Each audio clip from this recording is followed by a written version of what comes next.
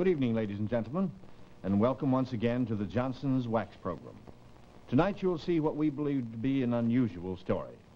It's about an actor retired against his will, an English inn by the sea, and a woman loved by two men. I'll be back in a moment.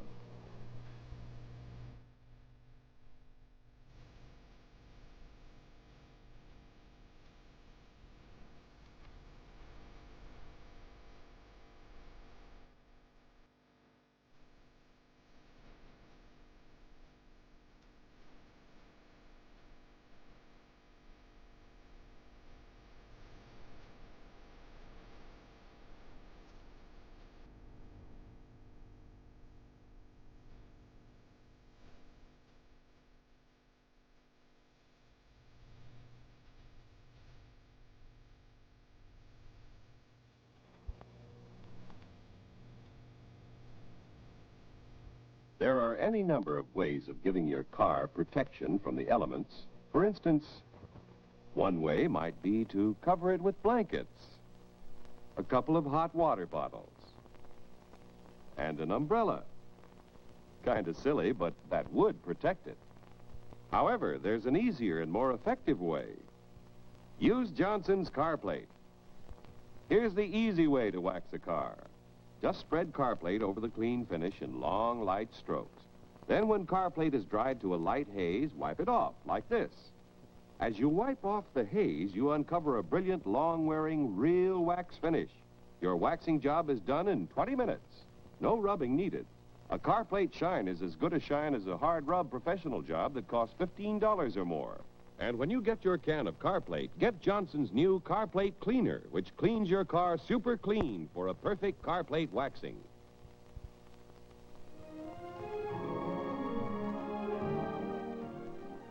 Ladies and gentlemen, your producer and host for Johnson's Wax, Robert Montgomery. The Ringmaster was adapted for television by Alvin Sappinsley from a play by Keith Winter. It's not a circus story, as you might think from its title, but the title is significant, as you will soon see, and significant, too, are the words Johnson's Wax. They stand for the finest in wax products for home and industry. Tonight we have a really outstanding cast of players. We are most proud to welcome to our series Vincent Price, whose standout performances in such films as Leave Her to Heaven, Song of Bernadette and Laura, as well as many other films and stage plays, have placed him at the top of the acting fraternity. To Vincent we say welcome. I hope this will be the first of many appearances with us. Also starred tonight is Anna Lee, whom you'll remember, I'm sure, for her outstanding performance in our recent production of The Truth About Blades. We say welcome back to Anna, and to Robert Coote, whose fine work in Stairway to Heaven, Sheppy, and Cashel Byron's Profession on this series make his return visit also a very welcome one. Now to our story. It opens somewhere on the coast of Devon, England, where a man named George Amberwell is having a bit of trouble.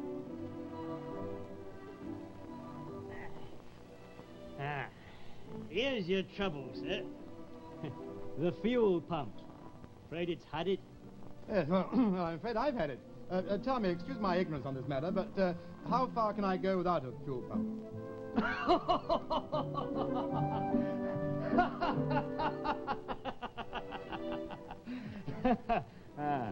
You don't know much about your own motor car, do you? Well, in the first place, it's not my car. It was loaned to me by somebody I consider to be a friend, and its condition was vouched for. Now, in the second place, without this fuel pump thing you call, can I get to Torquay on the remaining instruments? Or they had it too? Well, I don't know. She's not such a heavy job, and Torquay's only 20-odd miles from here. If your wind's in good condition, you might be able to push her there in a couple of days. Couple of days?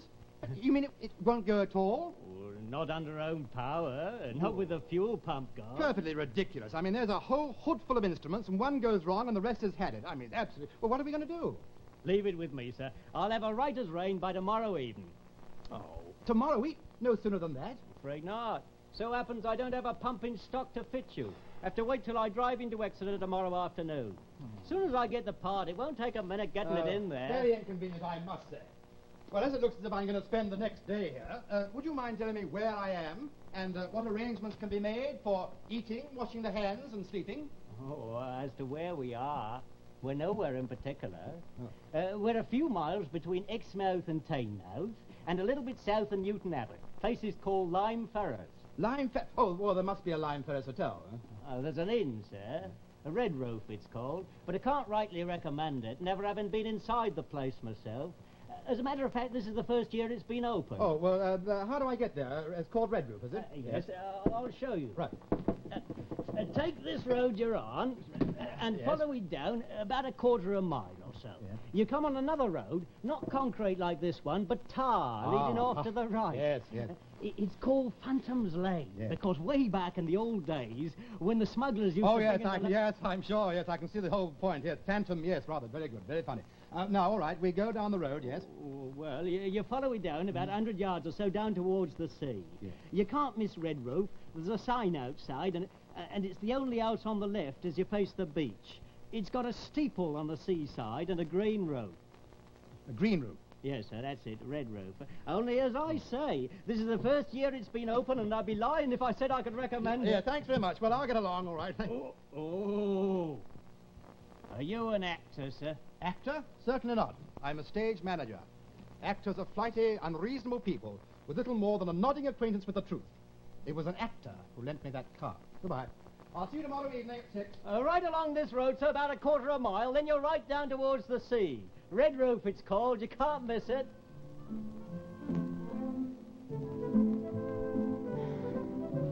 This way, sir.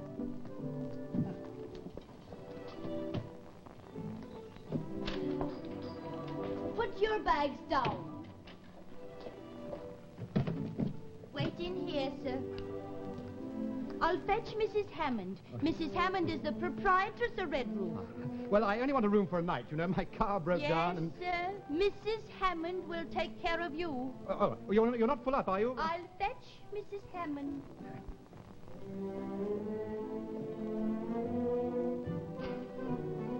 I'll get those things ready, Mary. And if there aren't any clean towels there, ask Mr. Hammond to give you the key of the linen closet.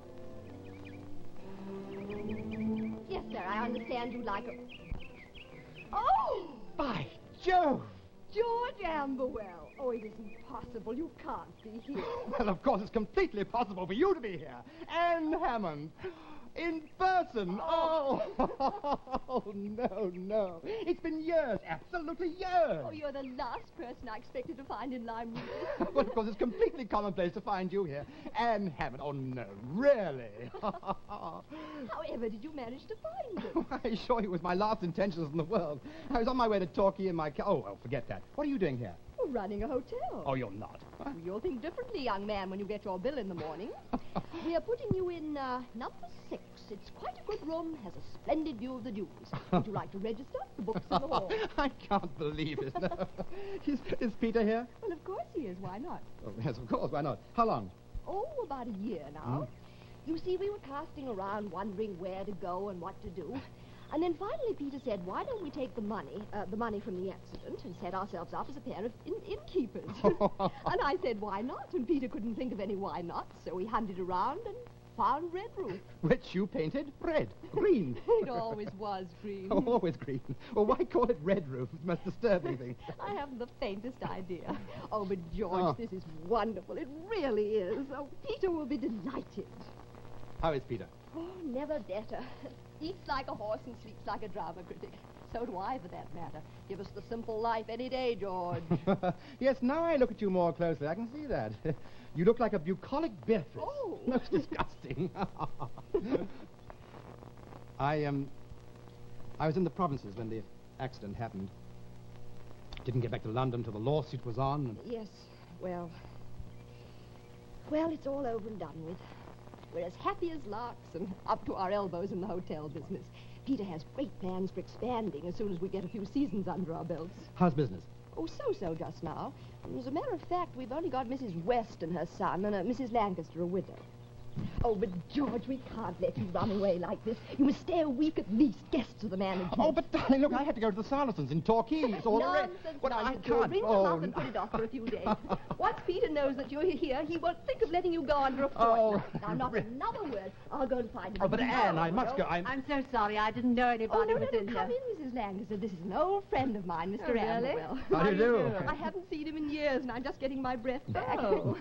Oh, how dreadful of me. This telegram telegram came for you 20 minutes ago. really? I was on my way to find you, and I ran slap into Mr. Amberwell. I'm so sorry. Quite all right. I can't think who could be sending me a telegram. Well, I hope it's nothing worse than the decease of a particularly unpleasant relative. Oh, a wealthy, unpleasant relative, huh? Well, unfortunately, the Lancaster clan boasts only one rich relative, and that's me. Oh, you are partially right, though. It does concern a relative, though hardly a deceased one. Oh? My niece. Can't say I'm delighted at the prospect. Oh, I say. Oh, I should explain, Mr. Amberwell. You see, I'm Peggy's legal guardian, and I was rather looking forward to her trip to Paris as a sort of vacation from the duties of chaperonage. I suppose you do have a spare room, don't you? Oh, any number of them, I'm sorry to say. Oh, dear. Well, why is she coming back so soon? Well, measles has broken out in the family she's with now, and so they're sending her to me. Oh, I hope she's not going to bring her measles here. No, Peggy's had measles, though I can't guarantee she won't get something else, provided she can be sure of its creating a stir. Well, I'll go and have Mary get a room ready for her. And I'll tell Peter about you. Oh, my goodness. Red Roof is experiencing a great increase in custom all of a sudden. Nice. I must start coping. Excuse me, George. Mrs. Lancaster? Yes, Don't be long, dear. Tell me, Mr. Amberwell, are you very old friend of the Hammonds? Oh, not half, yes. Absolutely bowled me over meeting Mrs. Hammond again. You know, the three of us were together, 4 or 5 years ago. The show at the Aldwych, 6 months. Oh, then you're an actor, too. No, stage manager. Oh, I see. Well, then you knew Mr. Hammond before the... Oh, yeah, the accident. Oh, yes. Dreadful affair, yes. Brilliant career, just wiped out in a second. How did it happen? Well, do you most know? ridiculous thing imaginable. Crossing the road to get a newspaper to find his notices, the great success the night before. Unbelievable. One of his greatest performances. Well, I was in the provinces at the time, and of course, when I heard about George! They tell me you're suffering from stripped gears or some similar automotive ailment. Peter. Oh, George, it is good to see you, old boy. Anne tells me you're planning to go on to Torquay tomorrow. Well, I won't hear of it. I shan't be satisfied with anything less than a fortnight's stay. Peter, I had no idea that... Oh, really, old boy? Oh, well, don't let it upset you, George. Why, this was the clincher at the trial. The attorney for the bus company tried to save them a few shillings, but all the jury had to do was take one look at me in my chair of pain, and they shouted as a man, "We find for the plaintiff." Oh, I say, you were away during the trial, weren't you? Oh, that's too bad. It was my greatest performance by far. Yes, I was in the provinces at the time. Oh, you know, the high point of the trial was when I took the stand and they tried to back me into the corner. I say, Hammond, that bus that allegedly struck you while you were crossing the street, which size bus would you say it was, sir? Oh, I'd say it was one of the larger ones, sir. Oh, I believe we have you there, Mr. Hammond. All of the buses in London are the same size, are they not? No, sir. The ones that come at you are the larger. I tell you, George, I was stellar, absolutely stellar. You were also stellar in West Wind's Fading. I read the notices. Yes, they were good, weren't they? All except Dalrymple in the Express. He said I lacked finish. Lacked finish, eh? Well, he certainly lived to eat those words. Plenty of finish around here. Nothing but finish. In fact, finished. My dear Peter, Oh, George, I am sorry. Please forgive me. Mrs. Lancaster, my friend Mr. Amberwell is embarrassed. Would you be so good as to tell him the rules of the house, that all that nonsense about pitying the poor innkeeper is out of date, to say nothing about out of bounds? Mr. Hammond ought to be on display, really he ought. You know, I've often suggested to him that he form himself into some kind of exhibit to be shown at hospitals and homes for the crippled. However, I should go on brooding about it, I always say. In fact, I always was a lazy lad, rather sit down than stand up any day. I'm so sorry for people who have to be cooped up. Oh, Mrs. West, we were having some kind of a reunion. Old friends that pass in the night like ships, you know. May I introduce you to the latest addition to the Red Roof household, Mr. Amberwell, Mrs. West, and How do you do? Julian West. How do you do? Are you an actor, Mr. Amberwell? No, stage manager.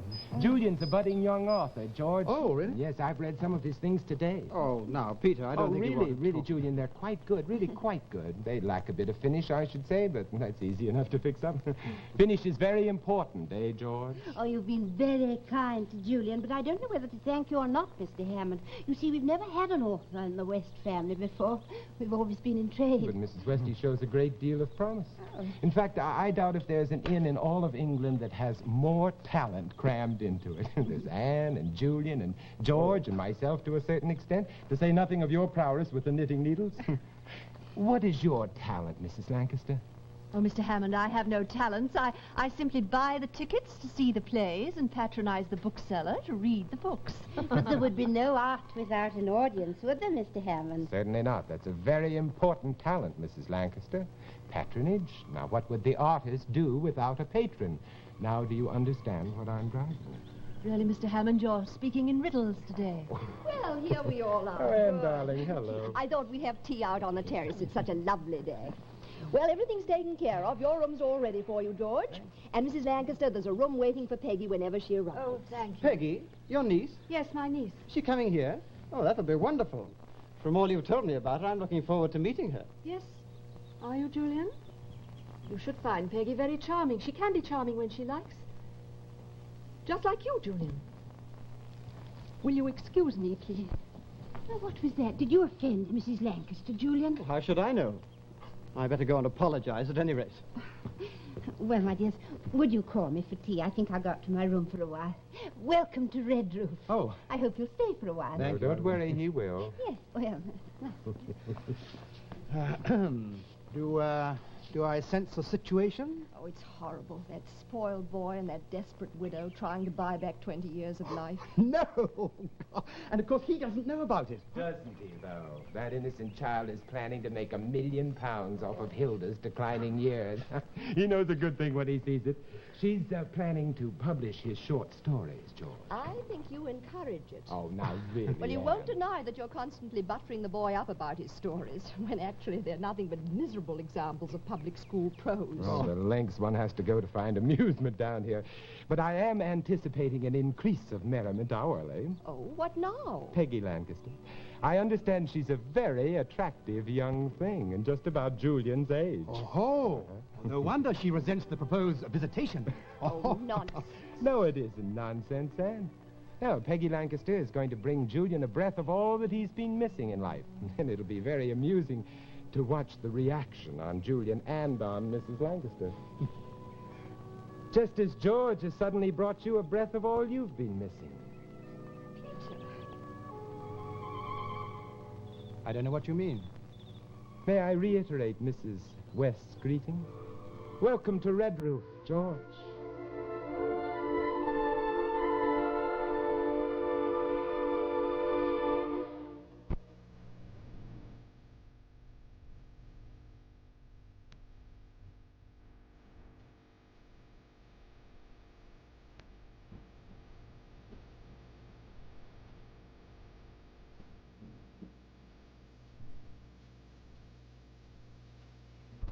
Get Johnson's Glow Coat.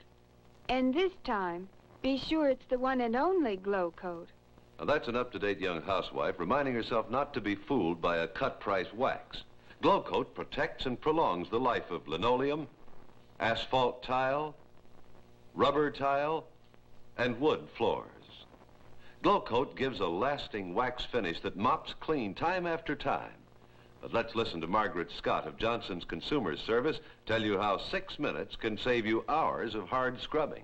If your kitchen floor would stay clean and sparkling, you'd be happy, wouldn't you?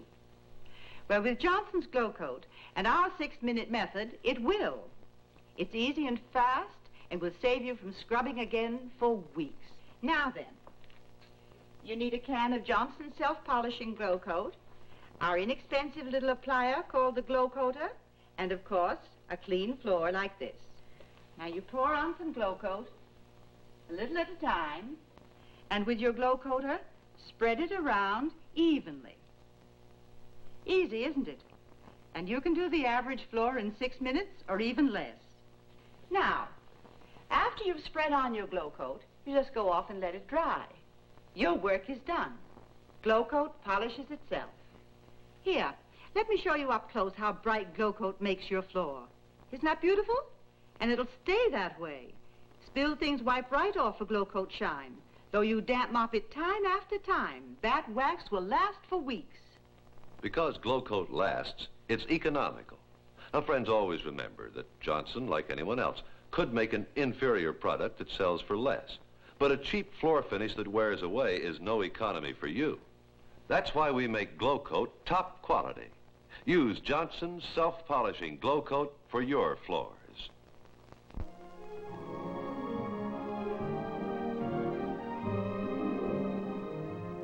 A man confined to a wheelchair has plenty of time to think.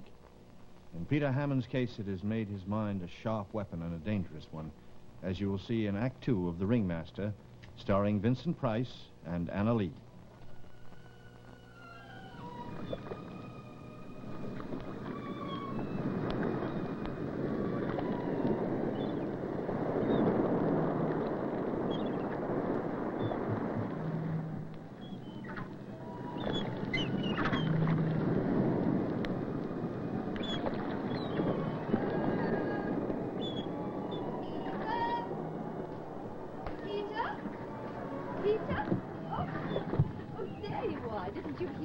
Yes, I heard you.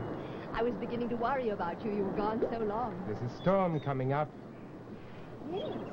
Great billowing clouds, and the sun shining gray through them. And the wind.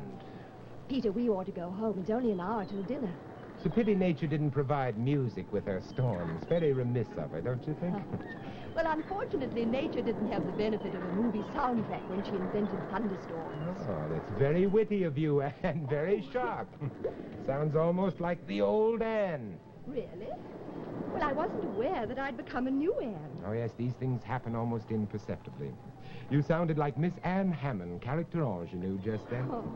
Must be George's influence. A taste of the old times. Oh, Peter, I thought that wild notion had died of morning. You haven't mentioned it since that first night. It occurs to me now and again. Were you brooding about it? My dear Anne, I stopped brooding when I stopped walking.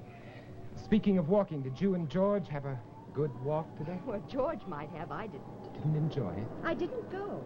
Oh, now, look. Must be a good walker, George. Strong pair of legs. Oh, Peter, once and for all. Well, how is our triangle coming along with Hilda and Julian and Peggy? I have no idea. My duties here are landlady, not house mother. I'm not required to interfere. And neither are you, Peter. Are you inferring that I'm interfering? Wildly and irresponsible. Well, my dear Anne. My dear Peter, it's none of your business. I assure you I couldn't care less. She is an attractive young thing, though, Peggy Lancaster. I wonder if Julian's really smitten. Oh, Peter. Oh, of course, Hilda would never allow it. She gets wild every time she even sees them together. I wonder what she'll do about it. There are two ways of playing that scene, you know. Peter, I'm not interested. Either she can fly into a rage and send Peggy away, which will solve nothing and only convince the children that they're madly in love, or she can bide her time patiently, and then just when they come to her for her blessing, she can say quite quietly, Peggy, my dear, guess what your young man has been up to before he met you? Oh, Julian's been up to nothing, except a little mild embezzlement. And don't you just know that Hilda kept all of the canceled checks? She's too good a businesswoman not to keep books. Peggy's a clean-minded, bright-eyed young thing. The picture of her young man living off the largesse of an older woman would present a particularly distasteful picture to her. Peter, I didn't come here to talk about that. I want to talk about George. Yes, I thought you would. Not the way you think. So it's still there, is it? Some tug at the heart, some not quite dead emotion. The attraction's still there. There's no attraction. There never was. Oh, very well. If you say so, I thought you wanted to talk about it. You're making George very uncomfortable. Yes, I dare say. It's an uncomfortable situation. Inexcusable in an innkeeper, but so human, eh? Are you human? Sometimes I wonder. Down to the waist, I'm quite human. Oh, don't be too hard on me, Anne. He has such a good pair of legs. Call me inhuman if you like, but I'm human enough to envy them. Oh, Peter. I'm supposed to be the model cripple. Hurry, hurry, hurry. Come and see the man with no legs. He laughs, he jokes, he pretends it doesn't matter. Oh, Anne. That bus had every chance in the world. Why didn't it do a complete job of it? Oh, Peter, Peter, Peter. Don't be too upset. Don't take me too seriously. Consider how frustrated I am. I can't take revenge on a bus. Do you know I love you? I thought so. I do.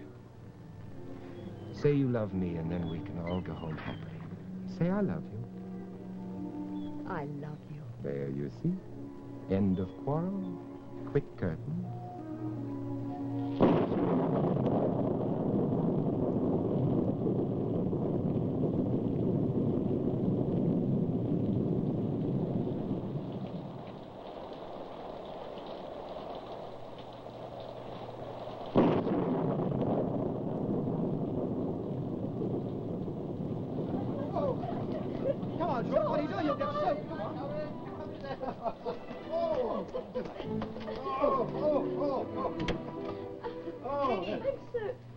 Aunt Hilda, I thought you'd be in bed by this time. Yes, I dare say you did. You should come along, Mrs. Lancaster. Did you enjoy the film? Enjoy them? Oh, absolutely awful. No, dreadful, dreadful. Most comforting, really.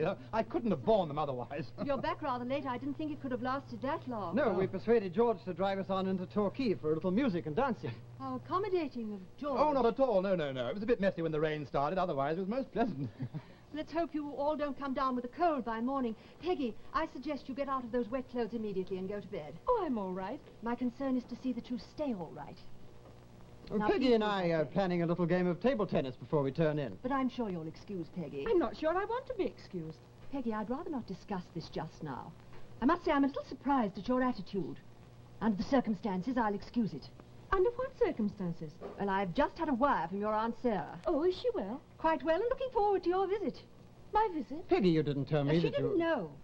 I wrote to Aunt Sarah a few days ago, and she just replied saying she'd be delighted to have you come and stay with her. Now, I suggested a good time to go would be tomorrow. I think it will be a horrid time. They live on a blasted heath in Scotland. I'm not going. Peggy, you're expected. Oh, well, that's too bad. Telegrams go in both directions. But the matter's settled. The matter isn't settled. Or perhaps it is. I'm not going to Aunt Sarah's tomorrow or at any other time. Peggy, I absolutely refuse to discuss this any longer. I've had enough of your adolescent rebellion for one evening. The matter is settled. You will go to bed now and you will go to your Aunt Sarah tomorrow. Now, is that clear? Is it clear, Peggy? Good night, all. It's been charming. I'll see you up. The corridor is well lighted and the staircase is quite safe. I'm sure Peggy can see herself up. I'm sorry, Mr. Amberwell, please excuse Oh, no, no, not at all. No, it's quite all right. Quite all right. Well, I think I'll go to bed now. You may be right about that cold coming on. Good night.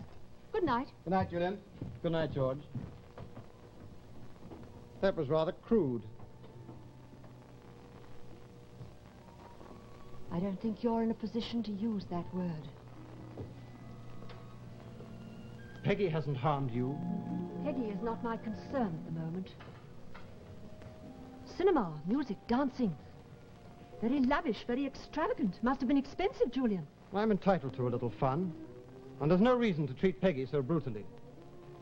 You're hardly in a position to tell me about that. You're too young. You mustn't blame me for being young, Hilda. And I'm afraid sending her away isn't going to solve anything. What do you mean by that? I mean that I'm liable to follow her if you do. Julian! I'm in love with Peggy. I have reason to believe that she's in love with me. I'm sorry if it hurts you. Well, I must say you're being very thoughtful. I want to marry her. Do you expect me to permit it? Oh, I don't expect you to try to prevent it. You don't? Oh, why should you? Oh, just because you lent me a little money. Lent you? You'll be repaid. I don't care about the money. You sound as though you care very much. Don't you know why I've given you things?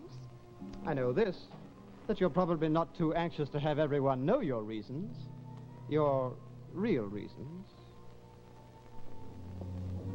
How dare you? I'm only trying to tell you that you don't own me completely. I'm afraid you've been thinking you did. Oh, you're despicable. Despicable.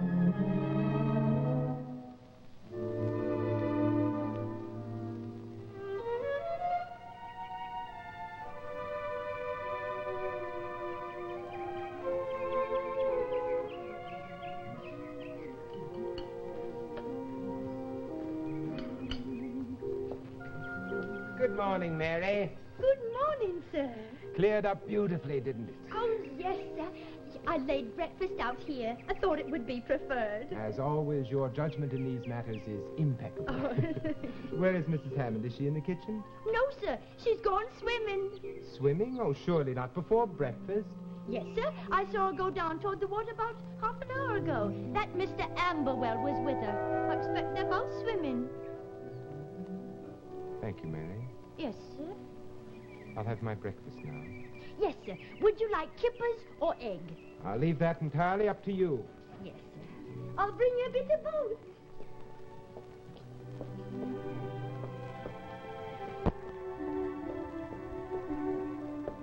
Good morning, Peter. What a glorious morning. One shouldn't mind the rain, should one, considering what it does to the world after it gets finished? You must have gotten yourself thoroughly soaked last night. Why do you say that? Because your radiance absolutely dims out nature. Why, Peter, nobody else down yet? No, it appears not. Would you like to have breakfast with me this morning, Peggy? I'd love to. Well, there you are. Forgive my not getting up. Don't give it a second thought. Bravo, Peggy. What now? You don't shock easily, do you? That's most admirable and most unusual. You wanted to shock me. That's why I didn't shock. I believe you really like to shock people. I believe you found me out. You heard about the row with my aunt last night? Yes. May I tell you something, Peggy? You can be the ringmaster in your life if you choose. Or you can be just one of the acts in the spotlight for a few minutes and then back to the cage for the rest of your days. You've got to make up your mind now. Oh, good morning, Mr. Hammond. Good morning. Good morning, Peggy, Aunt Hilda. shouldn't you be packing? I don't think so, Aunt Hilda. You see, I'm not going anywhere. Not going? Peggy, I told you last night. Mr. Hammond, you haven't been trying to influence her, have you? Why, Mrs. Lancaster, what a thing. Good morning. Morning, everybody. Wonderful morning. Everybody down? Everybody except the West. Well, did you have a good swim? Oh, it was wonderful. Do you realize we've been here since May, and this is the first time I've thought about going swimming before breakfast? It's George's influence, I'd expect. He's brought about a lot of changes since he arrived. No, as a matter of fact, it was Anne's idea. I was on my way down to breakfast, and I ran into her. These chance meetings can be most revealing. Well, as a matter of fact, I had the sniffles coming on, and she said salt water was the best thing in the world for it. My wife has very definite views on medical science, and I suppose you felt the sniffles coming on too, eh, Anne? No. George wouldn't go unless I went too. And so you went, all in the spirit of good, clean health and well-being. Well, I hope you don't mind, I mean. Oh, on the contrary, I'm delighted. I'm overjoyed whenever I see that radiant, ecstatic look on Anne's face. Almost as though she'd seen the Holy Grail. You're in a very agreeable mood this morning. Oh, I bloom in all my colors after the storm, just like the trees and the grass. I think I'll go and change. Well, there's no need to make an uncomfortable exit, George. As far as I'm concerned, the incident is closed. I wasn't aware there was an incident to close. Now, that, of course, is problematical. I see nothing problematical about it. My dear Anne, our guests are becoming embarrassed. Now, look here, old man. Oh, really, George, please, not old man. It makes me feel as though Granville Barker were peering over my shoulder. Good morning, everybody. Isn't it going to be a perfect day? Certainly starting out that way, Mrs. West. Good morning, Julian. Good morning, Peter. Mrs. Hammond, George. Hello, Peggy. Hello, Julian. Good morning, Julian. Hello, Hilda. Good morning. Now, look here, Hammond. Oh, that's much better, George. Now, please sit down, all of you, and have your breakfast. I understand there's a choice between kippers and eggs.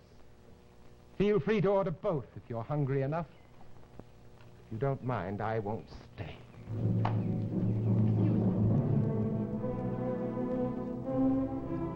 Peter. You're not amusing me. I'm so sorry. Does George amuse you more? What are you doing? What's this game you're playing? You look very lovely in your bathing suit, Anne. How does George look in shorts? Well set up, muscular, and how are his legs? Have you gone completely insane? They seem to me like common enough questions. Extremely common. I know your little games, Peter. I know how you like to amuse yourself. But this is the first time you've seen fit to make me the butt of your twisted sense of humor. I was just trying to be generous. I didn't want you to go overboard pitying the poor cripple. If you want George... I don't want George. Does he want you? The subject's never been mentioned. It's very clean-minded of both of you. It has nothing to do with clean-mindedness. There's never been any cause, any reason. Oh, Peter, this is ridiculous. Out of nothing at all, out of an innocent word, a gesture, you built up something that's nothing but a lie from beginning to end. And I know why you're doing it. You don't even believe it yourself. It just amuses you to exert power, to toy with people's lives, ruin them if necessary, just so long as it provides you with a diverting half hour or so. Please go on. This is most entertaining. It may be entertaining to you, but to me it's a bore. A bore? Yes, a bore. Anyone who isn't a real person's a bore. And you're not a real person at all. You haven't had a sincere thought in your life, Peter, and it's made you dull. Yes, dull, dull. Dull beyond dreams. You really mean that, don't you? Yes, I do. So I'm dull, am I? Well, I hope this doesn't bore you, Anne, because if it does, you're going to be bored for quite some time to come.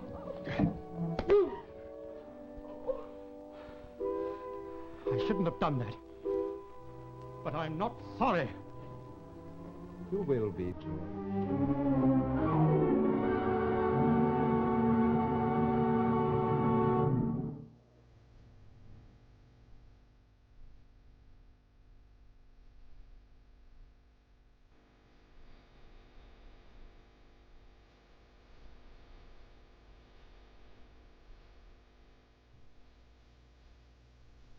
There are two ways of putting a protective wax job on your car. One way is to do it like Richard here. He's using an old-fashioned wax. You know, the hard rubbing kind. While the other way to wax a car is to do what Joe is doing. He's using Johnson's car plate, the 20-minute no-rubbing auto wax. First, with long, easy strokes, Joe wipes car plate onto his car's clean finish. Notice Joe just spreads it lightly. While Richard continues to rub and rub and rub. About 10 minutes later, and Joe's covered the whole car with car plate. Now he's ready for the next step. While Richard still rubs and rubs and rubs to bring up a polish. Notice on Joe's car that car plate has dried to a light haze. You see? During the drying, a tough coat of wax bonded itself to the car's finish. Joe wipes off the haze and uncovers a brilliant wax shine. In 20 minutes, the waxing job is done, and Joe has given his car the brightest, longest-wearing waxing it's ever had. While here's Richard still rubbing. Gee, maybe we ought to tell him. Richard? Richard! Did you know you could have completely waxed your car with Johnson's car plate in 20 minutes with no rubbing? Poor Richard. Next time, get a can of Johnson's car plate at your service station or wax dealers. And for a perfect cleaning job before you wax, get Johnson's new car plate cleaner.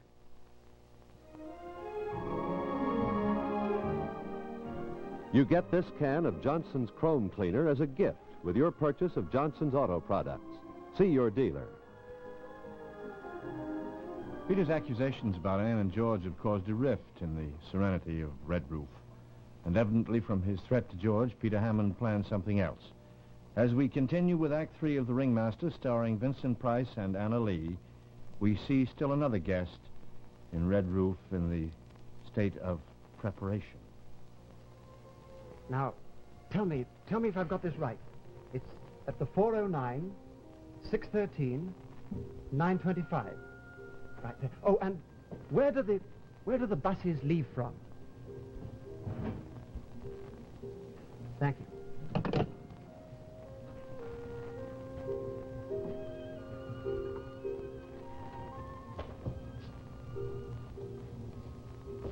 Listening, Peter? Like a hawk, if that's the expression. Sometimes I'm not quite sure which side you're on. Oh, I've made flattering remarks about your writing. Oh, very friendly remarks.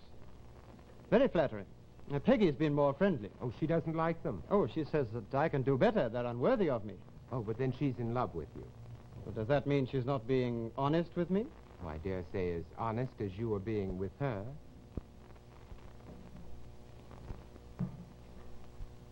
I'm planning to be honest. You mean about Hilda and you? Oh, that was only... Only money, yes, I know. And your motives in accepting it were as pure as can be. But what about her motives in giving it? And what about the chances of her telling Peggy? I think you had better tell Peggy yourself, Julian, first. Yes, I know. But afterwards. You heard me just now. You know what we're planning to do.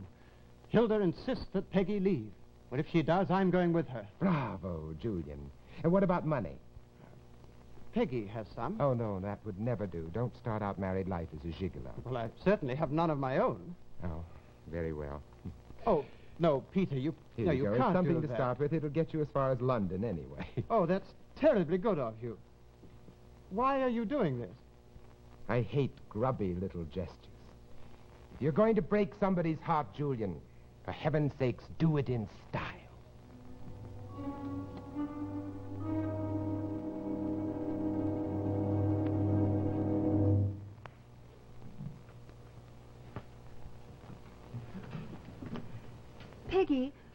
What exactly does Julian mean to you?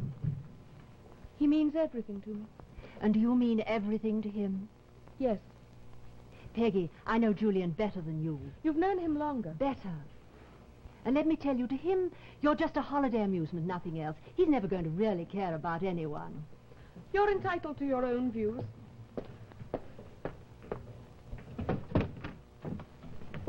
Hello, you two. Nearly ready? Almost. How does that concern you, Julian?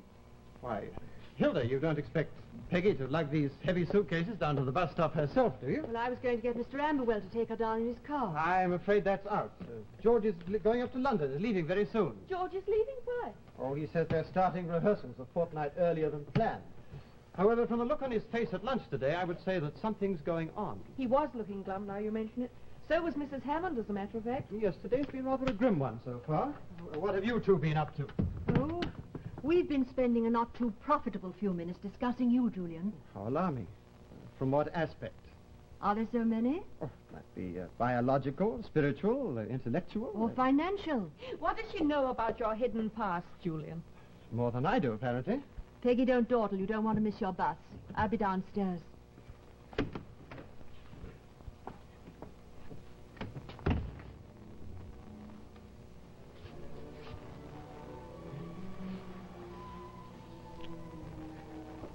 We are, Julian. You're not backing out, are you? No, of course not. But it does seem a shame that other people have to be hurt. Julian, What, darling? what does Hilda know about you? She knows Yes. what I really am. And what are you, really? I'm mean, selfish, revoltingly weak. Who's that? What do you mean, oh, that? For a minute I thought it was something serious. Suppose it were. What? Something serious. Such as? Such as... Oh, nothing, come on. Let's hurry, we've got to catch that bus. Are you sure? Now, look, here's the plan. Very simple, very casual. I'm just being the gentleman, seeing you down to the bus stop with your luggage. Are you sure nobody knows? Only Peter, and he's on our side. Darling, whatever happens, whatever you may come to think of me, I'll always love you, Peggy.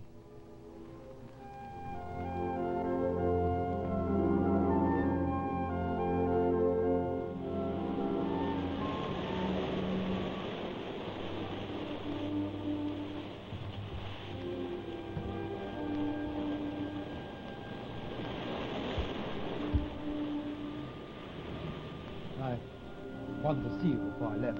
Are you really going? Well, I don't see how I can stay after... Why didn't you tell me before? Tell you what? That he was like that.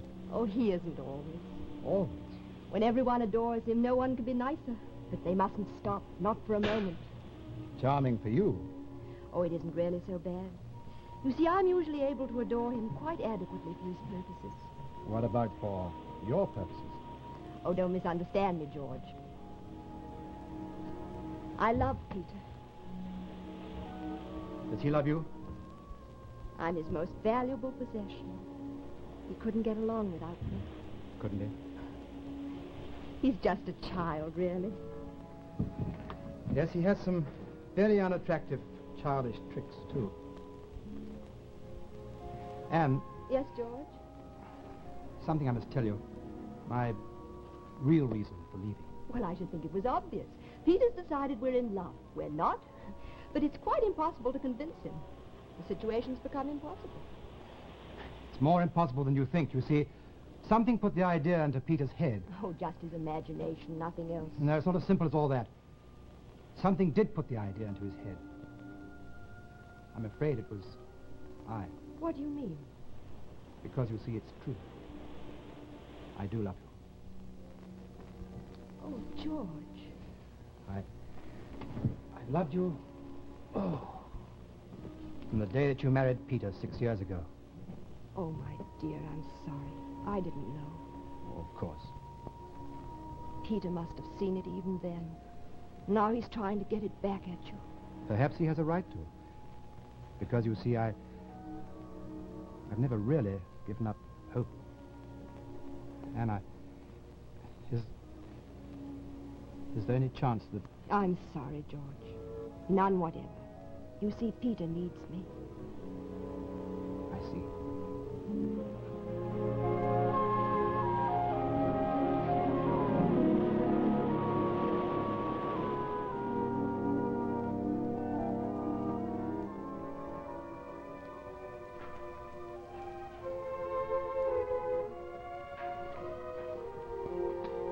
Well, Red Roof is taking on the aspect of Paddington Station. I hope you're going to stay on for a bit, Mrs. West, and Mrs. Lancaster. I see no reason to cut short my visit. Nor I. Although I'm sorry your niece is leaving so soon. She and Julian seem to get on so well. So I noticed. I was hoping they might become friends. Julian has so few friends, especially girls his own age. I don't know why. Well, perhaps you underestimate him, Mrs. West. Oh, do you think so? Well, what I mean is perhaps he gets more out of his friendships with, older people. Yes, I dare say you may be right. I'd never thought of that.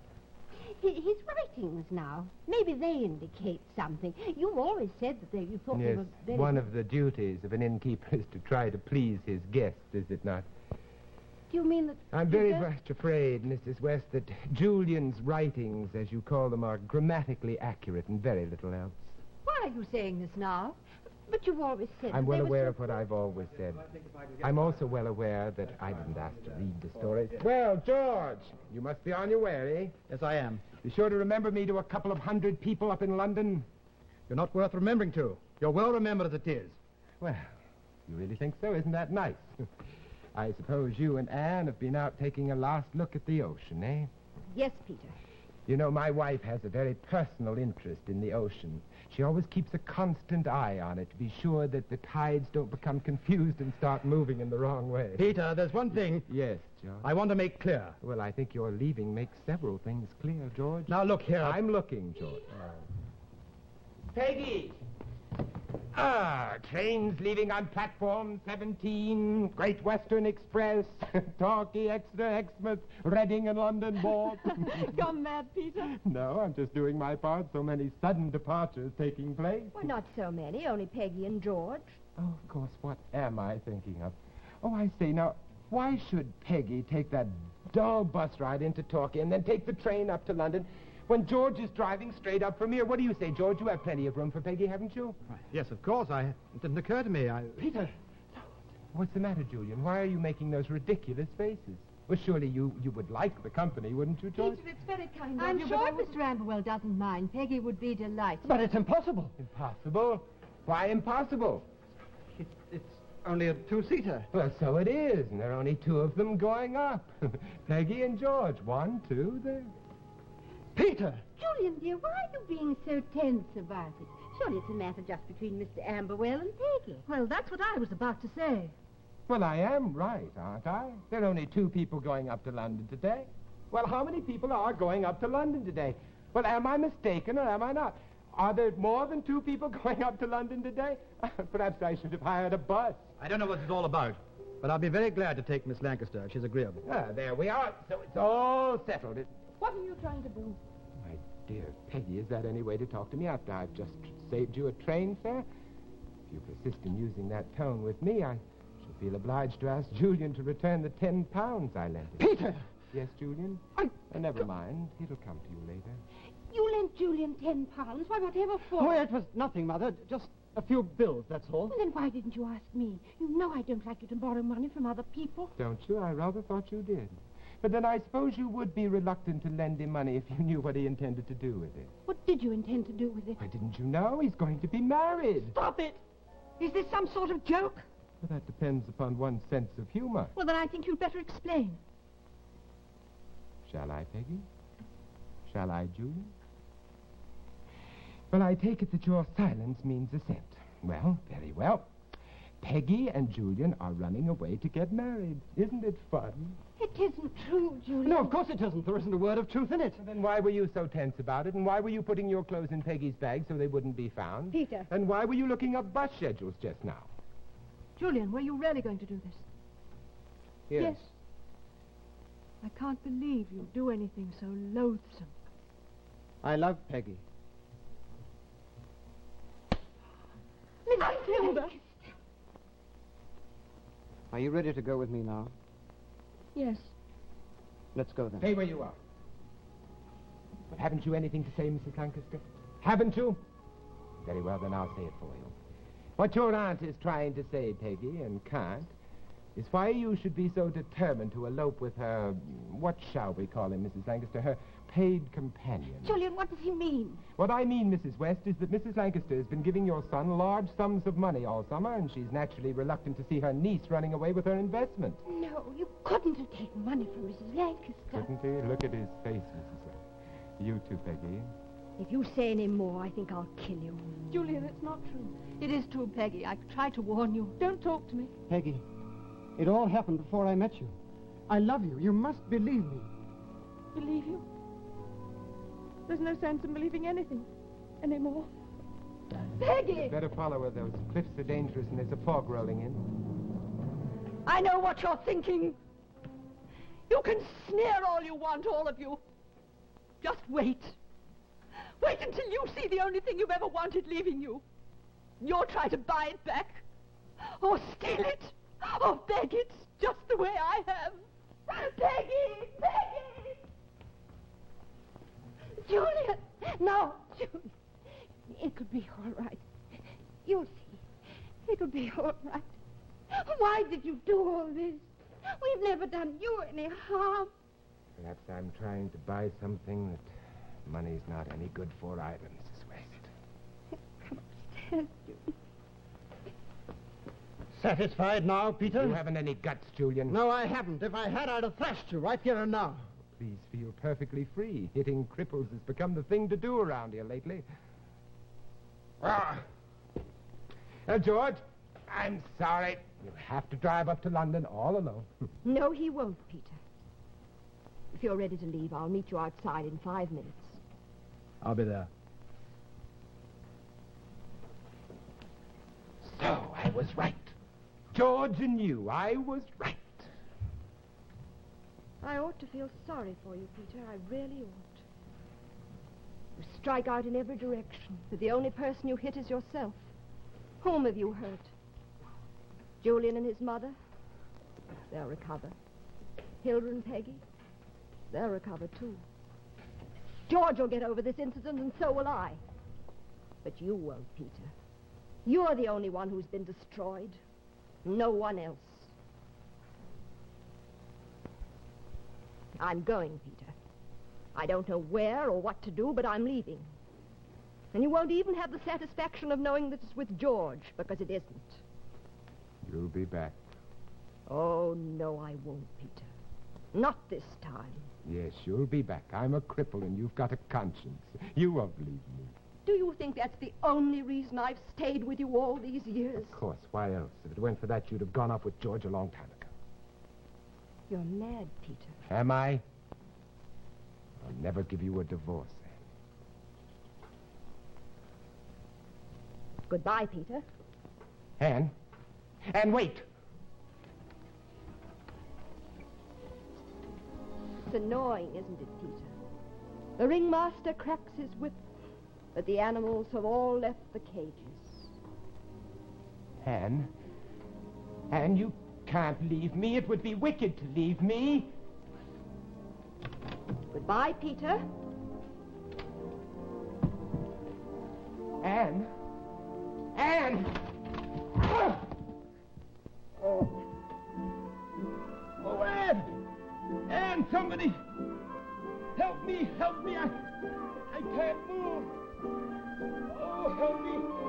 I can't be left alone like this! Oh, please! Anybody, help me!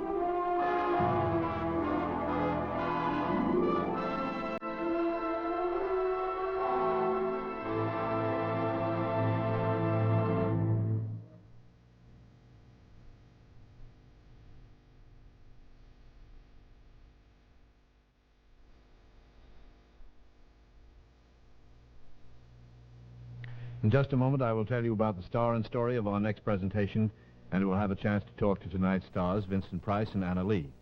As you know, our show is sponsored alternately by the makers of Lucky Strike cigarettes and Johnson's Wax. Next week's program comes to you through the courtesy of our co-sponsor, Lucky Strike. And here is Dorothy Collins, the sweetheart of Lucky Strike. Friends, seeing is believing, and you can actually see for yourself why Lucky's taste better. Yes, you can see with your own eyes that Lucky's are made better to taste better. Watch closely now, and listen carefully. Yes, tear and compare. From a newly opened pack, take a cigarette made by any other manufacturer and carefully remove the paper by tearing down the seam from end to end. You'll find some cigarettes are so loosely packed they fall apart. Others have air spaces, hot spots that smoke harsh and dry. Now do the same thing with a Lucky Strike. Then compare. In the Lucky, you'll find a perfect cylinder of fine tobacco, so round, so firm, so fully packed, so free and easy on the draw, it smokes smoothly, evenly, always tastes fresh and clean and mild. So be happy. Go, Lucky. Try a carton of Lucky's. You'll find Lucky's taste better. Be happy, go Lucky Strike today.